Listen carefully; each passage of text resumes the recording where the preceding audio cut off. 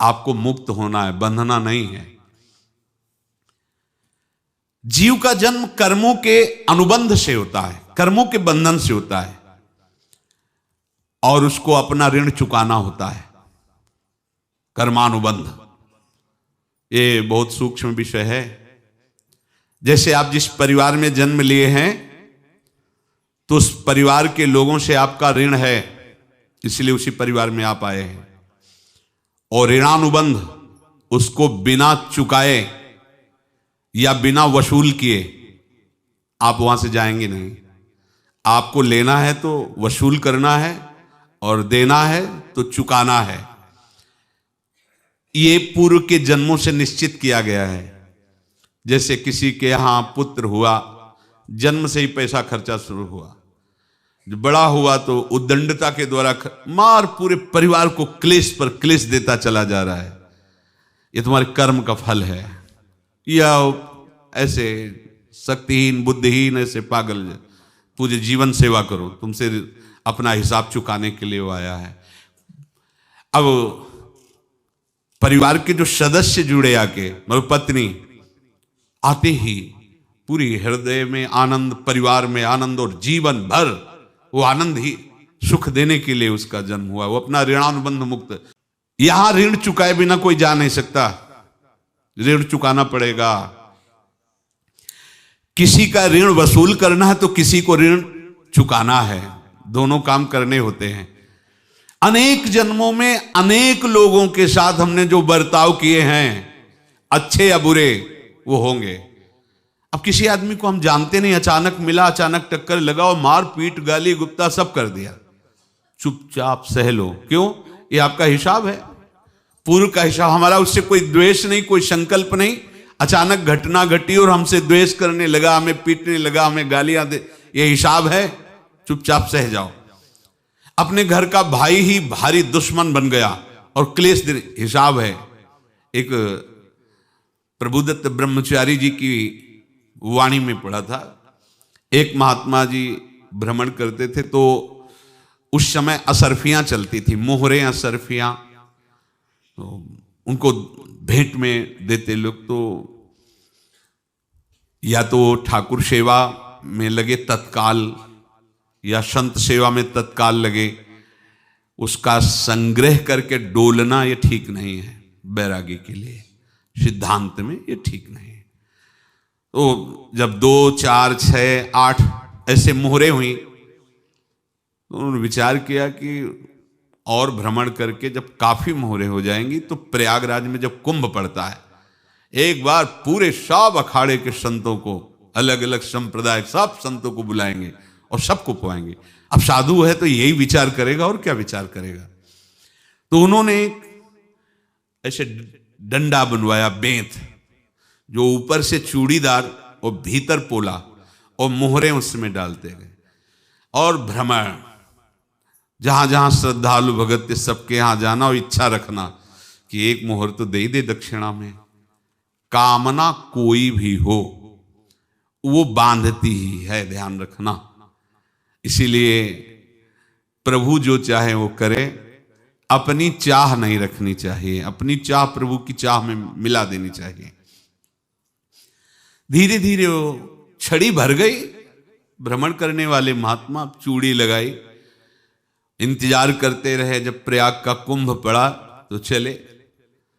तो रास्ते में एक गांव में पूछा जाता है, जैसे कहीं रुको कि कोई श्रद्धालु ऐसा है जो संत सेवी है। तो कुछ लोगों ने बताया, हाँ एक परिवार है, बहुत संत सेवी है, और आपको मिलाते हैं उनसे। हाँ ये महाराज घर में रुका, खूब अच्छा हलवा पूड़ी पवाया, और जो घर के मालिक थे चरण दबाए। चरण दबाते दबाते उनकी दृष्टि पड़ी उस डंडे पे। इतना मोटा और ऊपर से कुछ चूड़ी सी भी नजर आ रही, इस डंडे में तो कोई रहस्य है ही है। अब महात्मा जी को खवा पिला के सुला दिया। महात्मा जी जब सो गए तो पत्नी से धीरे से कहा, वो डंडा लाओ बाबा जी का। डंडा, वो चूड़ीदार जो ही खोला पलटाया तो सैकड़ों मोहरे। ऐसे संत रोज पधारे भगवान, तुम आनंद हो जाए फिर क्या। पत्नी से कहा, नाप के कंकड़ लाओ। वो तो महात्मा जी तो खाए खीर पूड़ी, आराम से सो रहे, रात में पूरी प्लानिंग करके उसमें कंकड़ भर के चूड़ी लगाकर सिराने रख दिया, सारी मोहरें हटा ली। महात्मा जी आराम से छड़ी उठाए तो वजन पक्का, वैसे बड़े लोग चतुर होते हैं, पर ये नहीं जानते कि कर्म कितना भयानक होता है। और उनकी कोई संतान नहीं थी, पर धन में इतना प्रेम उनको था। बहुत सावधान, साधु महात्माओं के पास जो अर्थ है, गृहस्थी अगर आता वहीं से है, पर अगर उसको जोर जबरदस्ती या किसी छल कपट से, तो वो उसका विनाश ही करता है, आज तक का प्रमाण है। अब उनको ये भाव पता नहीं होगा, या पता होगा तो लोभ के कारण वो उसको मान नहीं पाए होंगे। महात्मा जी गए प्रयाग में, किसी अखाड़े पर रुके और वहां प्रार्थना की कि कल जो है संपूर्ण अखाड़ों का निमंत्रण किया जाए और सब संतों को भोग पवाया जाए और उनको दक्षिणा भी दी जाए। महंत ने सोचा कि बहुत बड़ा है तो उत्सव है, क्योंकि प्रयाग में कितने हजारों संत महात्मा सब। उनका महाराज बोरों इसमें चीनी और टीनों घी लगेगा, सब व्यवस्था। बोले आप मंगाइए, एक एक हिसाब हम करेंगे, हमारे पास सब व्यवस्था है। बोले कुछ तो पहले दे दो, इकट्ठे देंगे हम। उनको था कि अगर हम छड़ी खोला और 2-4 मोहरे दी, किसी को पता लग गया तो गड़बड़ हो सकती। बोले हम भंडारे के समय आखिरी में सब कुछ आपको दे देंगे। ठीक है। वो अपने पास से पैसे लगाकर खूब जितना सामग्री सब लाए, लाखों की, और सब संतों को निमंत्रण कर दिया। संत जन निमंत्रित हो गए, भंडारा बन रहा है। तब वहां के महंत है और उनका देखो भंडारा भी बन रहा है, संतों को निमंत्रण। अब आप अर्थ की व्यवस्था कीजिए, क्योंकि इतनी बड़ी हमारी सामर्थ्य नहीं थी जितना हमने किसी तरह हमने व्यवस्था की। अब मुझे अर्थ चाहिए, तभी आगे की व्यवस्था बढ़ेगी। संतों को दक्षिणा देंगे और जिनसे अर्थ लिया उनको दे। देखो रसोई बन गई है सब। उनका छत में विश्वास नहीं तो ये अभी चूड़ी खोली, उनको तो था ना कि मोहरे हैं कंकड़। तो जैसे कितना उनको सदमा लगा होगा, हजारों संतों का निमंत्रण, रसोई बन, मतलब संत हो के छल कपट। तो उनका महाराज आपने तो हमारा नाश कर दिया, जो महंत थे। अब बताओ रसोई बन गई, संत निमंत्रित हो गए और आप ये कंकड़ दिखा रहे हैं हमको। आपने तो हमें बर्बाद कर दिया, हमारी इतनी सामर्थ्य नहीं थी, आप पहले बता देते। संत होकर ऐसा छल कपट। अब वो बोले तो क्या बोले, क्योंकि उनको पता था कि मोहरे हैं इसमें। अंदर से उनका चिंतन गया उसी सेठ के पास, अच्छा ऐसा धोखा हमारे साथ किया, भोगोगे तुम। ये जो निकलता है ना भोगोगे, ये अकाट्य होता है। क्योंकि किसी का भी हृदय, मान लो किसी भी जीव जंतु को आप कष्ट दें और उसका हृदय आह भर जाए, तो वो आह वज्र की लेख है, तुम्हें भोगना पड़ेगा। वो देखो भीष्म जी को भोगना पड़ रहा है ना। सांप को ऐसे धनुष की नोक से उठाया और बंबूल के कांटों के ऊपर फेंक दिया, कई दिन तक शेदा हुआ, वो आह भर करके मरा। तो आपको 6 महीने बाणों की सैया पर आह किसी की ना लेना जिंदगी में। कोई ऐसा कोई आह भर करके कह दिया तुम समर्थ हो, हम तो कुछ कर नहीं सकते, और अंदर से दुखी, फिर तुम्हारी सामर्थ्य काम नहीं करेगी, मिट्टी में मिला देगी। फिर ये तो संत थे और भगवत आराधना के लिए, संत आराधना के लिए ही ऐसा किए हुए थे। अब इनका कैसे मुंह दिखाएं, अब क्या करें। सुबह संत जन आएंगे, सबके बीच में हमारी कि देखो इन्होंने, अब क्या करें। गए और संगम में जाके छलांग लगाई, अपने प्राण त्याग दिए। अब उनके तो पास मोहरे थी और व्यापार बढ़ा, और 9-10 महीने बाद ही लड़का हुआ।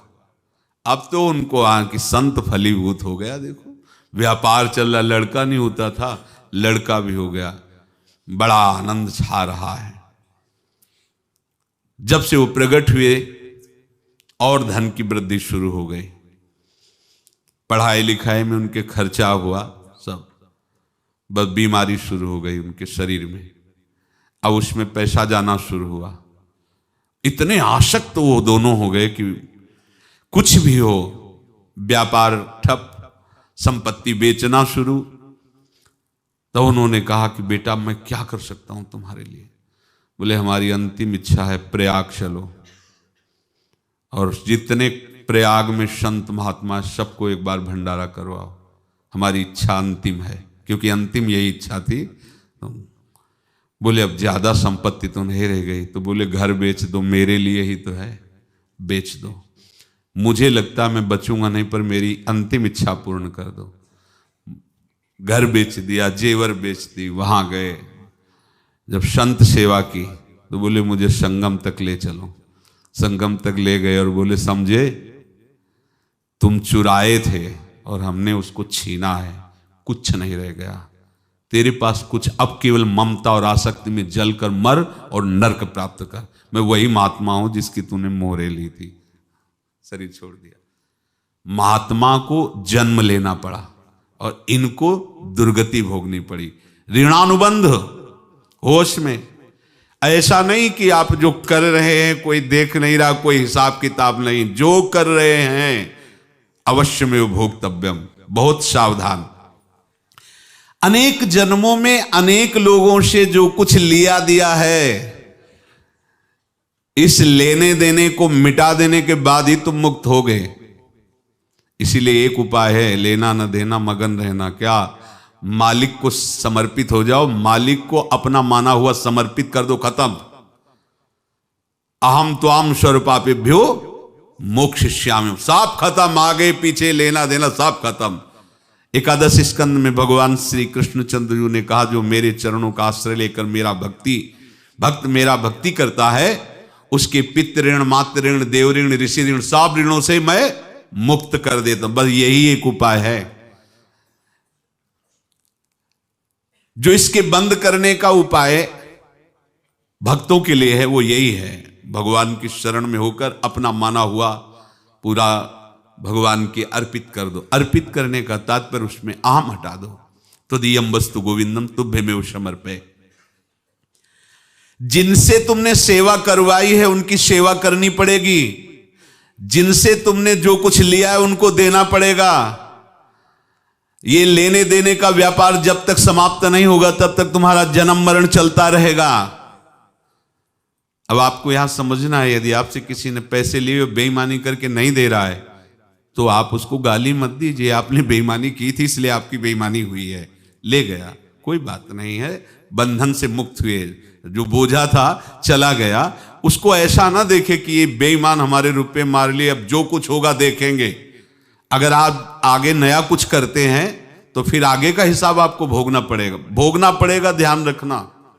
ऐसा नहीं है कि आपको भोगना नहीं पड़ेगा। एक ही उपाय है कि अब जो शरीर धारण किए इसी में जो भोग ले, आगे ना होना चाहिए। तो क्या करे? सर्वतो भावेन भगवान की शरण ले ले। ये तो सर्वाणि कर्माणि मयि सन्न्यस्य मत्पराहा अनन्येनैव योगेन माम ध्यायन्तु उपासते तेषामहं समुद्धर्ता मृत्यु संसार से। ये बड़ा कठिन है पार होना, कोई छोटी मोटी बात है। एक महात्मा बाल्यावस्था से भजन करते थे, शालिग्राम भगवान पास रखते थे और उन्हीं की आराधना करके बस पाठ, नाम, जप और भ्रमण करते थे। यौवन अवस्था थी, गंगा जी के किनारे अपने ठाकुर को विराजमान करके स्नान करने के लिए कपड़ा ही उतार रहे थे कि 90 लोग आ गए, भाला तलवार सब ले, मारो मारो इसको मारो, घेर लिया। तो उन्होंने हाथ जोड़कर कहा हमने क्या अपराध किया, कोई सुन ही नहीं रहा। तो उन्होंने कहा मार तो डालोगे ही आप 90 लोग, हम कोई अस्त्र शस्त्र तो लिए नहीं, एक बार हमें गंगा में डुबकी लगा देने दो और अपने ठाकुर को स्नान करा देने दो, फिर इसके बाद आप मार देना। भगवत इच्छा से वो लोग रुक गए, स्नान किया और अंदर से प्रार्थना की, प्रभु ये क्या लीला है आपकी, आपके सिवा मेरा कोई है नहीं और ये मुझे मारना चाहते हैं। तो भगवान ने जानते हो क्या कहा उनके अंतर में, तुम मेरे में ध्यानस्थ हो करके शरीर को छोड़ो, ये लोग मारेंगे। ये मेरे भजन का फल है कि तुम्हें 90 जन्म नहीं लेना पड़ेगा, एक ही जन्म में 90 मिलके। तुमने 90 हिंसा की थी पूर्व में, तो तुम्हें 90 बार जन्म लेना होता और एक एक करके मारते। ये मेरे भजन का प्रताप है कि एक बार में ही 90 का हिसाब हो जाएगा। तुम आंख मूंदो, मेरे ध्यान में मगन रहो, मेरे प्रताप से तुम्हें कोई चोट नहीं होगी और स्वाभाविक मूर्छावस्था में प्राण तुम्हारे छूट जाए। ऐसा ही हुआ, ऐसा हुआ। तो ये बात समझ लो कि ये जो कर्मानुबंध है, ऋणानुबंध है। आप देखो, अगर शाप महात्माओं ने दिया कि तुम्हारे वंश का इससे विनाश होगा, तो भगवान भी परम धाम जा रहे तो उसी कील से, बाण की नोक में जो मछली लील गई थी, छोटा कण, उसी से की नोक बनाई और उसी नोक को प्रहार किया। भगवान के श्री चरण में वही बाण की नोक लगी और भगवान ने स्वीकार किया ना। भगवान का बड़ा लीला विचित्र है। अगर छुप करके उधर रामावतार में बात, तो इधर ऐसे स्वीकार किया है भगवान ने। ऐसा कहीं नहीं दिखाया कि मैं भगवान हूं तो मैं अपने लिए, ऐसा नहीं दिखाया। नारद जी का हित किया, पर नारद जी ने शाप दिया तो भगवान ने स्वीकार किया। बंदरों ने ही सहायता की, जैसा बोले थे वैसा। ये लीला इस शरीर में भोगनी पड़ेगी। हाँ, ज्यादा को कम में भुगता देंगे, पर अब अगला शरीर ना मिले, इसके लिए सर्वतो भावेन भगवान के आश्रित हो जाए। जैसे आपने दुकान फैला रखी है, तो उसमें दो काम होते हैं, लेना और देना। किसी को उधार दिया है तो हमें उसे लेना है, और कोई नगद देकर सामान ले रहा है तो उसे सामान देना है, या उधार लिया है तो हमें उधार देना है। अब अगर दुकान बंद करनी है तो तुम्हें देने वालों पर जोर देना है, लेने वालों पर जोर नहीं। लेने वाला तो जाओ हम क्षमा किया, समर्पित किया, हमारा कोई संबंध नहीं, खत्म हो जाए, वो खुशी हो जाएगा। लेकिन देने वाला, तुम अगर दुकान भी उठा दोगे तो जहां भी रहोगे तुम्हारे पास वो आएगा, लाइए हमारा। तो देने पर नजर रखिए, जिसका जिसका हिसाब है वो आपके सामने आता जाए, हटाते जाओ। लेने पर नजर मत रखिए और दुकान फौरन उठा दीजिए, नहीं अगर लेते देते रहे तो चलता रहेगा। आगे चलकर कुछ लेना न देना, मगन रहना बस अपने प्रभु के चिंतन में। अब हम कैसे जाने कि किसको क्या देना है, हमें क्या पता? तो हम पूरा हिसाब जिनको पता है उनको दे देते हैं, समझ रहे हो? उनको पता है क्या लेना है क्या देना है, तो इनके पास पहुंच गए, सरकारी हिसाब से सब बराबर कर देंगे। हमको अपनी जिम्मेवारी इनकी चरणों में समर्पित कर देना है, तभी हम जीवन मुक्त होंगे। ये रहस्य की बात है। प्रभु कह रहे हैं, यस्य सर्वे समारंभाः काम संकल्प वर्जिताः ज्ञानाग्नि दग्ध कर्माणं तमाहु पंडितम बुधाः। जिसके संपूर्ण कर्मों के आरंभ संकल्प और कामना से रहित हैं, तथा जिसके संपूर्ण कर्म ज्ञान रूपी अग्नि से जल गए हैं, उसको ज्ञानी जन भी पंडित कहते हैं, बुद्धिमान कहते हैं। पूज्य श्री भाई जी महाराज कह रहे हैं, जैसे वहां ज्ञानाग्नि से दग्ध कह रहे हैं, तो अपने वृंदावन वासियों का प्रेमाग्नि से सब कर्म संस्कार दग्ध होते हैं। जिस समय आपके हृदय में भगवत प्रेम का प्रादुर्भाव होगा, तो लेश मात्र कभी तुम्हें दुख नहीं भोगना पड़ेगा। प्रेम का प्रादुर्भाव होते ही दुख का नाश हो जाता है, महासुख। जब प्रेम का प्रादुर्भाव होगा तो समस्त पाप भस्म हो जाते हैं, अशांति नष्ट हो जाती है, संसार ज्वाला स्पर्श भी नहीं कर सकती है। जब भगवत प्रेम का प्रादुर्भाव होता है तो हो सकता है उस उपासक के जीवन में दुखों का पहाड़ टूट पड़े, परिवार खिलाफ, शरीर रोगी, अव्यवस्था, बहुत बहुत कुछ, सब कुछ। कह रहे हैं इतना सब होने पर भी उसके हृदय में कोई भी दुख नहीं होता। ये ऐसा सामर्थ्यशाली भगवत प्रेम है। भगवान के चरणारविंद का जिसके हृदय में प्रेम है, भारी से भारी दुख भी